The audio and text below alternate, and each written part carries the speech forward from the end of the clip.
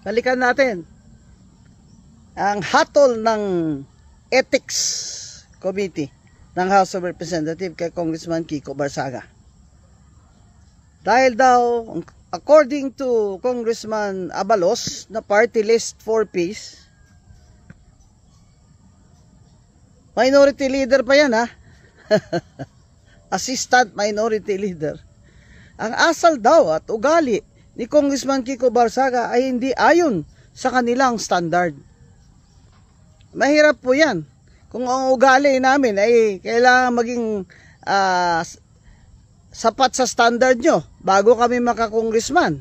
O kaya ay para kami ay manatili bilang congressman. Ang asal at ugali ay parte po ng personalidad ni Congressman Kiko Barsaga. Kumbaga, kung kaya, yung kanyang style ay ganun. Dahil po sa kanyang personality. O, hindi po ba? O, kung ayaw nyo po ng kanyang ugali, hindi naman po kaninyo siya kapatid. Di naman po kayo nakatira sa isang bahay na makukorek nyo yung ugali niya. Yun nga mga kapatid, hindi nga pwede i-correct yung ugali ng kapatid nila.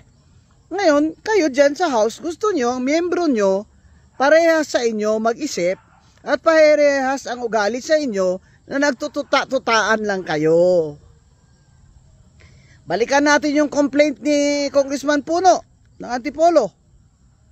Parang nagbabayad ba ako ng tax dyan? Somewhere in Rizal. Inunahan mo kasi, Congressman Puno. Sinabi mo na may something. Sinabi mo na may is unwell. Masama ang may katok si Kiko Barsaga. Sinagot ka na mabuti na yung may something kung may katok man ako, pero hindi ako magnanakaw kagaya nyo. Ngayon, sinagot ka. Galit ka? What the fuck? Congressman Puno, you're already, how old are you? If you can't take it, don't dish it out. You can dish it out, but you can't take it? Fuck!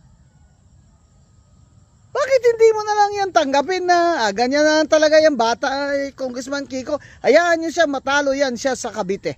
Ang ganyan ang pag-aasal niya. Let his people decide whether he should return to Congress or not. Bakit? May binasag ba siya dyan na gamit nyo sa loob? Kung kaya may misconduct siya? Nagbi-video lang naman siya dyan Hindi ba karapatan niya yan? Na nagbi-video siyang sarili niya at nagkokomentaryo siya. Isa nga sa inyo dyan nanonood nga dyan ng ng sugal. Habang nagsisesyon nanonood ng sugal o mismong tumataya sa sugal. Part 2 pa lang to ng ating tinatalakay dyan tungkol sa ginawa nyo kay Congressman Kiko Barsaga. Kung sa tingin ninyo mga congressman kayo dyan na majority, maliban dun sa 5 na nag-no vote, ay hindi tama yung asal niya. Bakit hindi nyo rin suriin dyan? May mga miyembro kayo dyan, mga congressman, na may mga kabet. Puta kayo nga dyan, may kabit Ito nga si Kiko sinasabi lang magnanakaw si BBM. Ano masama kung ang congressman magsabi na magnanakaw ang presidente? Hindi ba yon part ng freedom of speech natin sa konstitusyon na siyang pinapatibay ng ating saligang batas? Yung iba nga sa inyo dyan nagsushort time sa Starlet wag nyo akong pipilitin Puta kayo, ako chismosa din ako kuminsan Wag nyo akong pipilitin dahil pagkaharapan tayo sa susgado, sasabihin ko talaga, kayo nga dyan nagsushort time sa Starlet Bumibili kayo ng kotse, may bonus pa kayo dyan Alam nyo na yun kung anong bonus ko. Bonus sinasabi ko dyan pag bumili kayo ng mga gagarang kotse nyo. Alam ba yan ng mga asawa nyo? Ethics kayo, sabi nyo, ethical kayo Ethical ba kayo? Sa pamumuhay nyo, moral ba kayo? Marami sa inyo immoral.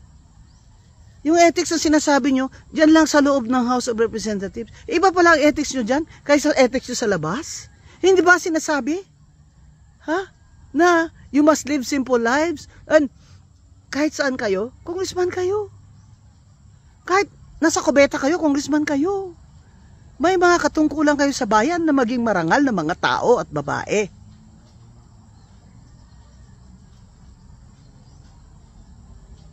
Freedom of speech. Freedom of speech ang pinag-uusapan natin dito. Hindi yung kung sino ang sa tingin nyo ay tamang ugali bago mag-congressman. Puta kayo dyan. Kung ganyan pala wala nang hindi na pwedeng magmura dyan.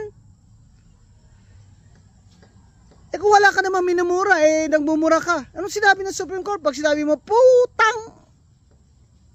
That is an expression of disgust. That is not libel. That is not slander.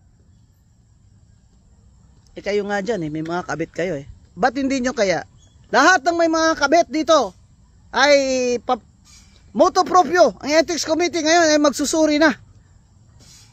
Lahat ng mga anybody, mga kababayan, sumulat kayo kay Speaker D na si ganito, si ganyang congressman may kabit.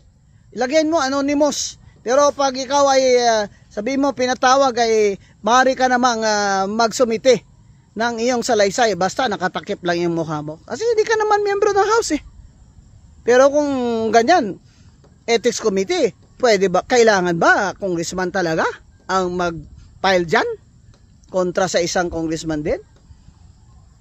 Dapat, inayaan nyo si Congressman Kiko Barsaga. Dahil yun ang paniwala niya. Demokrasya ito.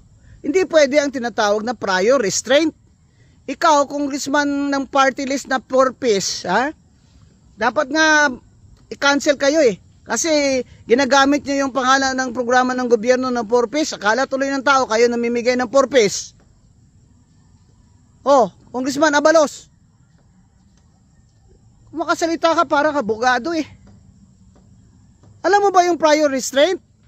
Prior restraint. Hindi nyo pwedeng gawin yan. Hindi nyo pwedeng ipagbawal yan o ipa-erase nyo dyan, ipa-delete nyo kay Congressman Kiko ang kanyang lahat ng mga social media accounts dahil yan ay prior restraint. Prior restraint. Prior na, restraint pa. Anong sinasabi sa konstitusyon?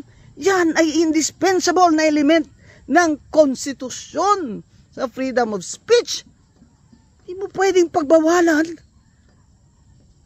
ang tao bago siya makasalita. Dahil demokrasya ito. Paano mo malalaman kung sasabihin ko bukas na putang ama mo?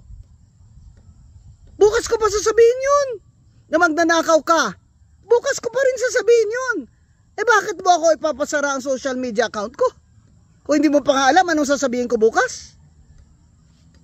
Sana mag-file sa Supreme Court itong Congressman Kiko Barsaga na magagandang landmark case ito. Mga kababayan, nakakahiya na itong House of Representatives natin. Sila mismo hindi sila nahihiya sa sarili nila. Sana yung mga anak nila ay pangaralan sila. May part 3 po tayo. Makinig kayo. Panoorin nyo ulit sa aking YouTube. Queen of Bardagulan. Makikita tayo ulit. Attorney Rowena Guanzon po, ang inyong lingkod.